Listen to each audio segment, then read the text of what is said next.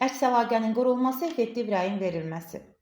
Biz formativ qiymətləndirmədən danışdıq və qeyd etdik ki, formativ qiymətləndirilmənin əsas məğzi, mahiyyəti şagirdə rəy verməklə, ona istiqamət verməklə, onun irəliləyişini, geriləməsini izləməklə onu olduğu yerdən olmalı olduğu yerə qədər aparmaqdır və bu proses boyu biz şagirdə rəy verməliyik ki, şagirdin səhvlərindən düzgün nəticə çıxartmasına, səhv edibsə düzgün yola getməsinə, düzgününü tapmasına, ümumiyyətlə təlim məqsədinə çatmasına köməklik etmiş olaq.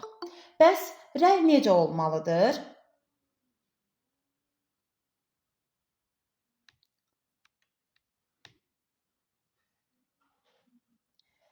Bəs rəy necə olmalıdır? Deməli, əks əlaqə niyə deyirik? Şagirddən biz cavab alırıq və ya onun hər hansı bir fəaliyyətini izləyirik. Buna uyğun biz ona əks əlaqə yaradırıq, yəni cavab veririk, rəy veririk. Deməli, bizim verdiyimiz rəylər konstruktiv də ola bilər, destruktiv də ola bilər. Əgər bizim verdiyimiz rəy konstruktiv rəylərdirsə, şagirdə mütləq inkişafına yönəlik istiqamət verəcəkdir. Onu məqsədinə çatdırmaq üçün o getdiyi yolu düzgün istiqamətləndirəcəkdir. Ona düzgün məlumat verəcəkdir. Ümumiyyətlə, konstruktiv rəy dedikdə müəllimlə şagird arasında olsun, istər şagirdlə şagird arasında olsun, həmin o qarşılıqlı məlumat mübadiləsidir və bu proses, bu mübadilə elə qurulmalıdır ki, şagirdin xeyrinə olsun. Sonda onun düzgün nəticəyə çata biləcəyi, düzgün hədəfə onu yönləndirəcəyi rəy olsun. Bu baxımdan rəy keçmişə yönəlik yox, gələcəyə yönəlik olmalıdır. Bu, birinci növbədə konstruktiv rəyin biz tərifini verdikdə, qeyd edə bilər, daha doğrusu onun xüsusiyyətini qeyd etdikdə, birinci növbədə qeyd edirik ki, konstruktiv rəy keçmişə yönəlik deyil, gələcəyə yönəlik olmalıdır. Nəyə nəzərdə tuturuq? Tutaq ki, şagird bizə, daha doğrusu şagird mətni oxuyub, biz isə şagirddən oxuduğu mətnin ideyasını müəyyənləşdirməyi tapşırmışıq. Lakin şagird ideyanı müəyyənləşdirməkdə çətinlik çəkib və ya düzgün müəyyənləşdirməyib. Əgər biz şagirdə konstruktiv rəy verməyəcəyik, yəni ona məsələn keçmişə yönəlik rəy verəcəksə, deyəcəyik ki, mətnin ideyasını düzgün müəyyənləşdirməmsən. Gərək mətni diqqətlə oxuyardın. Bax bu, burada artıq şagirdin etdiyi ilə bağlı keçmişə yönəlik rəydir. Bunu düzgün etmədin, gərək belə edərdin. Ancaq gələcəyə yönəlik rəy, keçmişə yönəlik rəydən fərqli olaraq o şagirdə inkişaf üçün istiqamət verir. Düz etməyib, necə etsə düz edər. İndi eyni rəyi gəlin çevirək gələcəyə yönəlik rəyə və ya konstruktiv rəyə. Biz ideyanı düzgün müəyyənləşdirə bilməyən şagirdə bu formada gələcəyə yönəlik rəy verə bilərik ki, mətnin ideyasını düzgün müəyyənləşdirmək üçün gərək mətni diqqətlə başdan sona bir daha oxuyasan, oxuduqlarını anlayaraq, təhlil edərək nəticə çıxardasan ki, mətnin ideyasını düzgün müəyyənləşdirə biləsən.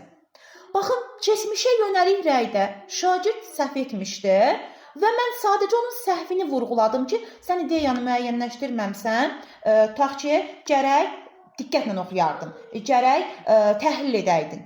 Amma gələcəyə yönəlik rəydə artıq şagirdə gələcəkdə bu səhvini aradan qaldırmaq üçün istiqamət veririk. Yəni, burada ona inkişaf üçün, belə deyim, köməklik edirik. Hansı ki, biz dedik ki, mətnin ideyasını düzgün müəyyənləşdirmək üçün mətni başdan sona diqqətli oxu, təhlil et, mətnin nəticəsinə uyğun ideyanı yenidən müəyyənləşdir.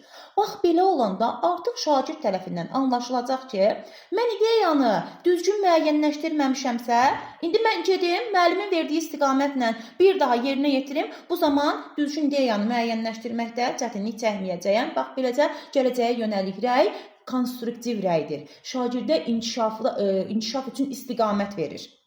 Eyni zamanda əgər biz şagirdə konstruktiv rəy vermək istəyiriksə, onun emosiyalarına deyil, İdraç fəaliyyətinə yönəlik rəy verməliyik. Baxın, biz sizlə rəyin növlərindən danışanda bu emosiyalardan bir daha qeyd etmişdik. Demişdik ki, motivasiya edici rəydə biz şagirdə motivasiya verməliyik. Növbəti addım üçün onu ruhlandırmalıyıq.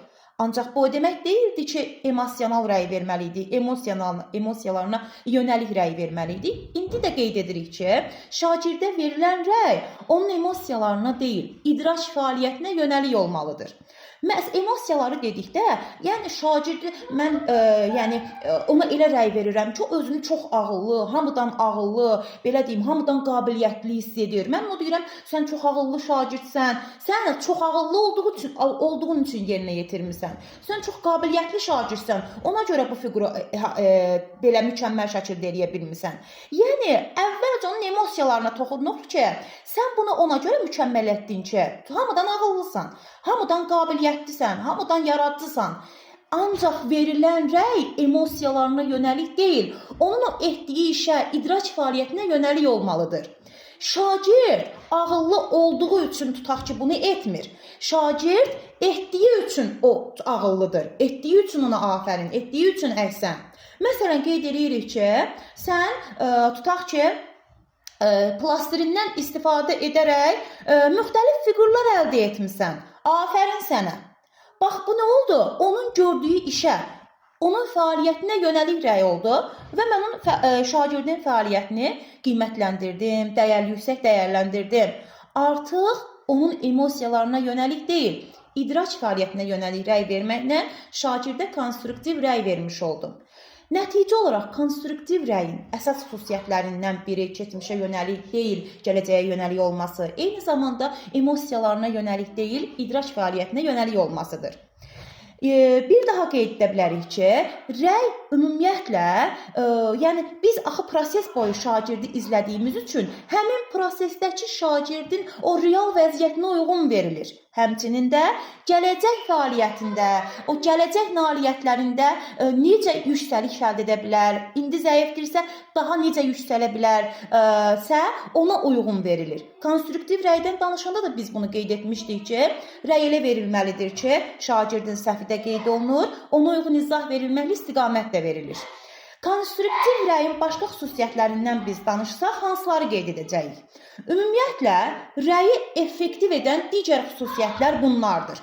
Birinci növbədə qeyd edək burada mümkün qədər spesifik olması. Nəyi nəzərdə tuturuq? Spesifik bilirik, yəni konkret olmalıdır, xüsusi olmalıdır.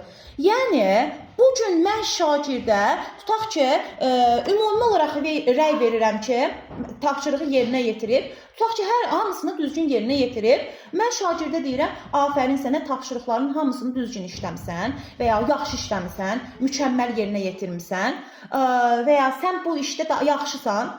Belə olanda mən ona ümumi rəy verirəm. Ancaq ki, spesifik rəy verəndə o, məsələn, tapşırıqların hansı hissəsində daha mükəmməldir və ya zəif olubsa, hansı hissələrində çətinlik çəkib, ya xüsusi olaraq mən onu qeyd edirəm. Yəni, bugün təlim məqsədinə çatmaq üçün şagird müəyyən fəaliyyətləri yerinə yetirir. Məsələn, tutaq ki, tapşırıq vermişəm mən, toplama hesab əməllərinin yerinə yetirilməsinə dair, şagird isə hesab əməllərini yerinə yetirən zaman o ardıcıllığa səhv riayət edib. Tutaq ki, toplama ilə çıxmanı vurma bölmədən əvvəl yerinə yetirib. Mən burada ümumi rəy versəm, deyəcəyəm ki, tutaq ki, sən tapşırıqlarda səhvə yol vermirsən. Yəni, tapşırıqda səhvə yol vermirsən və ya bugün gün ərzində çoxlu səhvlər etdin.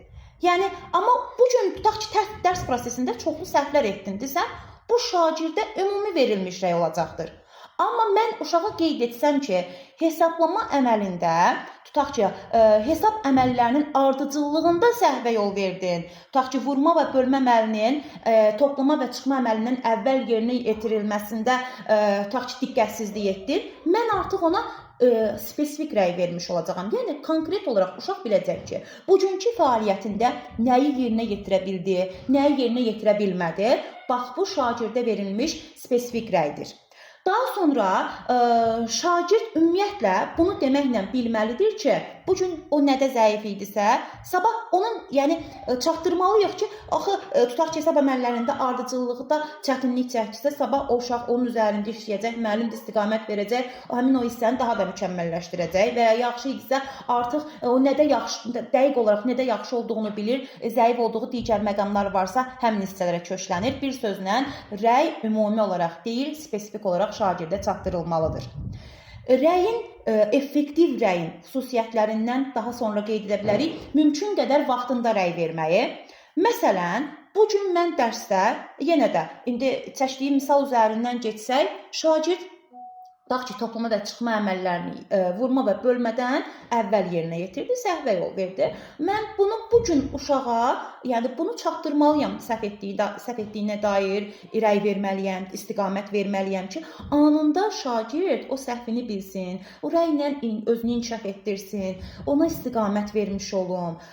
Bəs, amma mən nə edirəm? Gözləyirəm bu dərs, növbəti dərsdə və yaxud da bir neçə dərsdən sonra mən uşağa deyirəm ki, sən bir neçə dərs əvvəl də onsuz da bunu səhv etmişdin.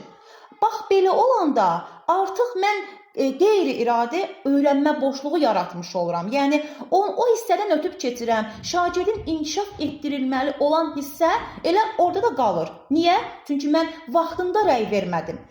Deməli, effektiv rəy eyni zamanda vaxtında verilməlidir. Müəyyən müddətdən sonra verilən rəy şagird üçün effektiv olmayacaqdır, onu inkişaf etdirməyəcəkdir və şagirddə öyrənmə boşluğu yaradacaqdır. Effektiv rəyin xüsusiyyətlərindən daha sonra qeyd edirik ki, şagird nailiyyətini təlim məqsədləri baxımından dəyərləndirmək. Bilirsiniz, burada nəyə nəzərdə tutur? Baxın, hər birimiz bilirik ki, bugün biz alt standarta uyğun təlim məqsədi müəyyənləşdiririk. Bizim dərs prosesində bütün fəaliyyətlərimiz ona fokuslanır ki, biz təlim məqsədinə çataq, hədəfimizə çataq. Təlim məqsədləri baxımından dəyərləndirmək dedikdə də biz bunu nəzərdə tuturuq. Məsələn, bugün mən elə birinci misalın üzərindən yenə gedəcəyəm. Toplama və çıxma hesab əməllərin ardıcıllığını şagirddə formalaşdırmalı idimsə, uşağı elə bu baxımdan dəyərləndirirəm ki, tutaq ki, uşaq bugün vurma bölmənin toplama çıxmadan əvvəl olduğunu bilməli idi. Bugün ona nail oldu mu? Yəni, o məqsədə çatdı mı? O məqsədə hansı səviyyədə çatdı? Təlim məqsədləri baxımından şagirdin əldə etdiyi nailiyyəti dəyərləndirmək dedikdə biz bunu nəzərdə tuturuq ki, yəni verdiyimiz rəy təlim məqsədinə uyğun olmalıdır, təlim məqsədinə doğru aparmalıdır, yəni şagirdi hədəfə çatdıracaq rəy olmalıdır. Təlim məqsədindən kənarda deyil. Daha sonra, effektiv rəyin xüsusiyyətlərindən qeyd edə bilərik, rəyin şagirdlərə həssaslıqla çatdırılması. Burada iki məqamı qeyd edəcəyik. Rəyin şagirdlərə həssaslıqla çatdırılması dedikdə birinci növbədə nəzərdə tuta bilərik ki, tutaq ki, şagird hardasa səhv edib, tapşırığın həlli zamanı səhvlərə yol verib. Ancaq bu şagird 10 tapşırıqdan ikisini düz edib, 8-ini səhv edib. Ola bilər ki, şagirdin səhvləri daha çoxdur. Ancaq onun burada düzgün yerinə yetirdiyi tapşırıqlar da var. Həssaslıqla rəy verəndə artıq müəllim birinci müsbətdən başlayır. Yəni, şagirdə bunu həssas yanaşaraq çatdırır ki, şagird birbaşa o mənfi tərəfə köklənməsin. O özünü önəmli hiss etsin. Uşaqda özünə, yəni uşağın özünə inam hisslərini, belə deyim də, yəni öldürməyək. Yəni, şagird hiss eləsin ki, o səhvi ola bilər, bəli. Amma yəni düzləri də var. O nəyəsə də nail olub. Yəni, uşağın həvəsini, belə deyim də, boğmuruq. Onda özünə inamı öldürmürük. Əksinə, müsbətdən başlayaraq özünə inamı, özünə qiymətləndirməsini biraz da yüksəldirik. Yəni, qeyd edə bilərik ki, iki tapşırığı düzgün yerinə yetirmisən. Afərin. Ancaq, tutaq ki, bu məsələlərə diqqət etsəydin, digər tapşırıqların hər birində düzgün nəticəyə gələ bilərdin. Deməli, həssaslıqla çatdırmaqda qeyd edirik ki, şagirdin tutaq ki, o zəif və güclü tərəfləri, müsbət və mənfi tərəfləri varsa, biz əvvəlcə zəifdən, mənfidən yox, birinci müsbətdən başlayırıq. Sonra mənfi tərəfi şagirdin nəzərinə çatdırırıq. Daha sonra sonra sinifdə müxtəlif deməli fərqliliklərə mənsub şagirdlər var. Hərəsi bir cür qavrayır, hərəsi bir cür yadda saxlayır, hərəsi bir cür öyrənir. Elə olur ki, bizim sinifimizdə yüksək nəticələr əldə edən şagirdlərimiz olur və müəllimlər bəzən həmin şagirdləri digər sinifə nümunə çəkir ki, baxın, hamı əli kimi olmalıdır. Tutaq ki, baxın, əli necə elədir, siz də elə etməlisiniz. Yəni, əlini digər yoldaşlarının qarşısında, yəni onlardan daha çox fərqləndirməklə digər yoldaşlarında tutaq ki, əliyə qarşı, həmin yüksək nailiyyət əldə etmiş şagirdə qarşı ikrah hissi oyadır. Yəni, onlarda kin hissləri yaranır həmin şagirdə qarşı. Burada da müəllim diqqətli olmalıdır. Eyni zamanda burada həmin məsələ də var ki, yerdə qalan şagirdlər, yəni həmin o yüksək nailiyyət əldə edilmiş şagirdlə müqayisə edilir. Bu doğru deyil. Biz əgər müqayisə aparacaqsa, şagirdi digər sinif yoldaşları ilə müqayisə aparmalı deyil, şagirdin öz nailiyyətləri ilə, özünün əvvəlki səhvləri ilə, əvvəl əldə etdiyi o təlim nəticələri ilə müqayisə etməliyik. Tutaq ki, dünən şagird bunu necə etmişdi, bugün necə etdi. Dünən tutaq ki, zəif idi, bugün isə daha yaxşıdır. Tutaq, dünən daha yüksək nəticə əldə etmişdi, bugün biraz zəifləyib və s. Yəni, şagirdi digər yoldaşlarının qarşısında bir şagirdi önə çəkib onu daha çox tərifləmək, onu hamıdan fərqləndirmək, başqalarına nümunə çəkmək düzgün deyil. Bu, həm sinif yoldaşlarında həmin şagirdə qarşı ikrah hissi oyadır, sinifdəki sağlam mənəvi psixoloji mühiti pozur. Həm də ki, şagirdi biz burada digər yoldaşları ilə müqayisə edərək səhvə yol veririk. Çünki hər bir şagird fərqi yoxdur burada. Yəni, sinifdəki hər bir şagird ümumiyyətlə digər yoldaşları ilə deyil, yalnız özünün əvvəlki nailiyyətləri ilə müqayisə edilməlidir. Bax, bu da rəyi effektiv edən tərəflərdən biridir. Yəni, biz ümumiləşdirsək, deməli, konstruktiv rəyin xüsusiyyətlərindən qeyd edirik, keçmişə yönəlik olmalıdırmı? Keçmişə yönəlik rəy vermək olmaz, gələcəyə yönəlik rəy verəcəyik. Daha sonra idrak fəaliyyətinə uyğun yönəlik, idrak fəaliyyətinə yönəlik rəy veririksə konstruktiv rəydir. Daha sonra şagirdə çatdırılan rəy ümumi deyil. Mümkün qədər konkret olmalıdır. Dəqiq bilməlidir ki, şagird nəyi səhv eləyib və ya nəyi mükəmməldir. Vaxtında verilməlidir, təlim məqsədləri baxımından dəyərləndirilməlidir, şagirdlərə həssaslıqla çatdırmalıdır. Bax, bunlar konstruktiv rəy olacaqdır. Ancaq əksi, məsələn, keçmişə yönəlik rəy verilibsə, destruktiv rəydir. Emosiyalarına yönəlik rəy verilibsə, destruktiv rəydir. Yəni, şagirdə istiqamət vermirsə, destruktiv rəydir. Vaxtında verilməyibsə, təlim məqsədləri baxımından dəyərləndirilmirsə, həssaslıqla çatdırılmırsa, bunlar hamısı olacaqdır destruktiv rəy. Destruktiv rəy ümumiyyətlə şagirdləri belə deyim, irəliyə aparmır, onun inkişafını təmin etmir, ona istiqamət vermir. Rəy ümumiyyətlə təkcə müəllim tərəfindən verilmir. Özlü qiymətləndirmə var, yoldaş qiymətləndirilməsi var. Şagirdlər özləri də bir-birinə rəy verə bilir. Yəni, eyni zamanda şagird özünü də qiymətləndirə bilər fəaliyyətin sonunda.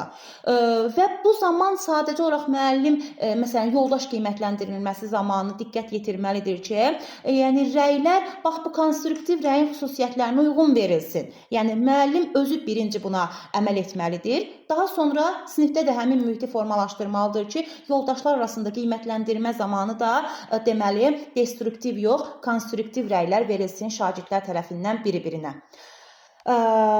Deməli, bu bizim oldu rəy bölməmiz, daha doğrusu rəy hissəmiz, daha doğrusu belə qeyd edeyim. Daha sonra destruktiv rəydən daha geniş danışsaq qeyd edə bilərik ki, rəy, deməli biz qeyd etdik, qoy birinci mən sizə sual verim, sonra mən yenə də genişləndirim. Samirə müəllim, destruktiv rəy necə oldu? Yəni necə olarsa biz bunu destruktiv hesab edə bilərik? Emosiyalara yönəlmiş rəy olmalıdır, inkişaf etdirici, gələcəyə aparmayan yönəlik, keçmişə yönəlik rəy olmalıdır. Olmalıdır deyil, yəni olarsa, keçmişə yönəlik rəy olarsa, emosiyalara yönəlik rəy olarsa, bu olacaqdır destruktiv rəy. Başqa müəllim, məsələn, vaxtında verilməzsə, düzdürmü? Vaxtında verilməsə, sonra spesifik olmasa, Bəli, bəli. konstruktiv tam əksidir. Şagirdi məsələn digər şagirdlərə nümunə çəksək, başqalarıyla müqayisə etsək, Bəli, bəli. şagird olacaqdır. Destruktiv rəy. Bəli. Yəni bax burada deyirik ki, emosiyalarına yönəlib. Yəni şagirdin biz burada belə deyim də destruktiv rəy ümumiyyətlə o şagirdin inkişafını dəstəkləmir. Yəni axı bizim rəy vermək necə? Sən ona desən ki, sən afərin, sən həmişə belə ağlısan, afərin, həmişə belə nailiyyət göstərirsən, onda onun inkişafına yönəlmir. Bəli. Emosiyalarına yönəlmir. Elə bil ki, arxayınlıq yaranır ki, mən hamıdan yaxşı olmalıyam, həmişə belə olmalıyam. O səhv etməkdən də qorxur bu zaman. Bəli. Səhv edəndə onu sən deməyə də bilər ki, yox, aha, müəllim fikirləşər ki, mən səhv edə bilmərəm, niyə bu səhv etdim? Bəli, bəli.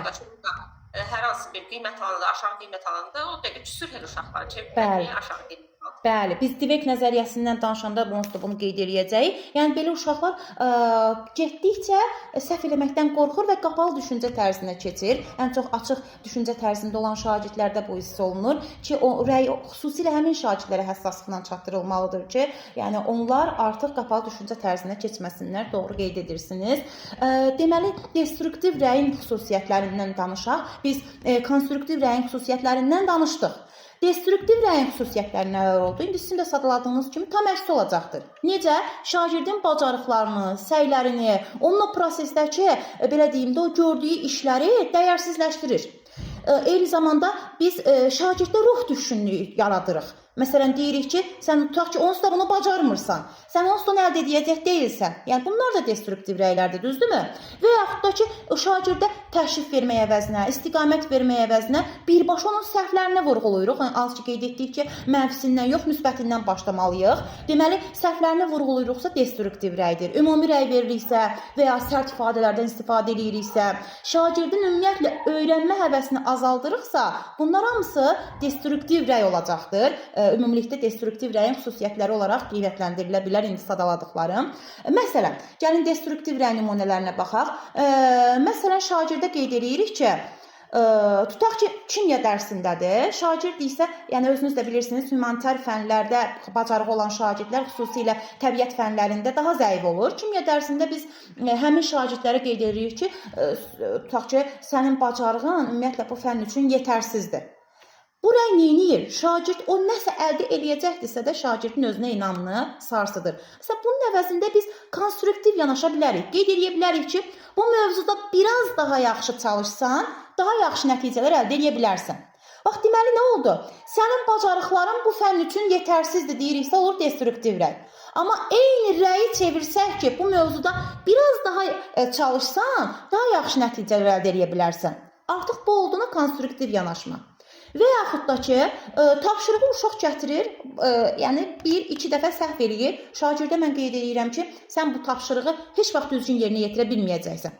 Şagird ruhdan düşür, gələcəkdə onu bir daha sınayacaqdırsa, nəticə əldə edəcəkdirsə də artıq bu rəydən sonra eləməyəcək. Çünki biz onun nəvəsini öldürdük, ruhdan saldıq. Amma bunun əvəzinə biz ona konstruktiv yanaşa bilərik, konstruktiv rəy verə bilərik ki, məsələn, bu tapşırıq sənin üçün çətin görünə bilər. Amma, yəni, biraz qaydaları təkrarlasan, qaydaları daha yaxşı öyrənərək daha tətbiq etsən, düzgün nəticə əldə edə biləcəksən. Mən sənə inanıram. Bax, belə olanda artıq biz, yəni səhv var ortada, şagirdin əldə edə bilmədiyi bir şey var. Mən ona müəllim olaraq həm destruktiv rəy verə bilərəm, həm konstruktiv rəy verə bilərəm.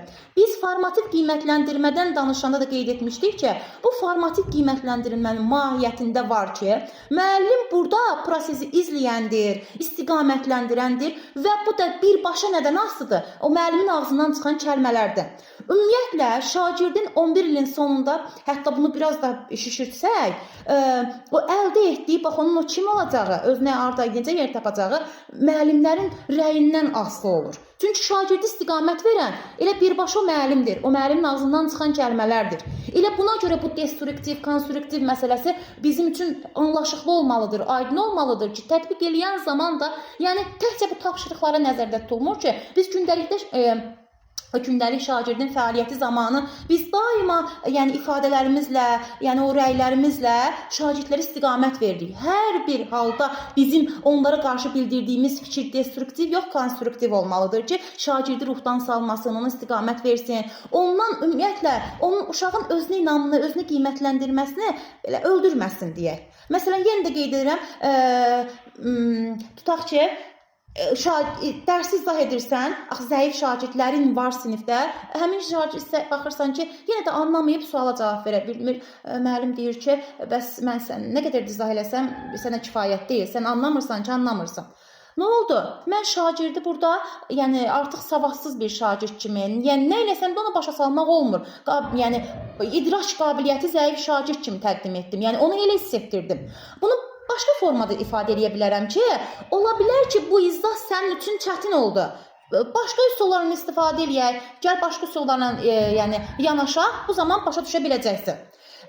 Yəni bir sözlə, yəni müxtəlif formalarda, yəni müxtəlif daha doğrusu situasiyalarda biz şagirdə rəy verərkən həddindən artıq diqqətli olmalıyıq, həssas olmalıyıq ki, bu rəy konstruktiv olsun, destruktiv deyil. Başa düşmədiyin, tutaq ki, sən heç vaxt başa düşmürsən yerinə, bu mövzu ilə biraz, bu mövzu sənə çətin gəldi, çalışaq ki, bu mövzunu biraz sənin üçün asanlaşdıraq, bu zaman anlayacaqsan. Və yaxud da bayaq, biraz əvvəl daha doğrusu sizə sadaladıqlarım nümunələr olsun. Yəni, bu və ya bu tipli konstruktiv rəylər verməklə müəllim destruktiv rəylərdən uzaq olmalı, şagirdin fəaliyyətini öz rəyləri ilə dəstəkləməlidir.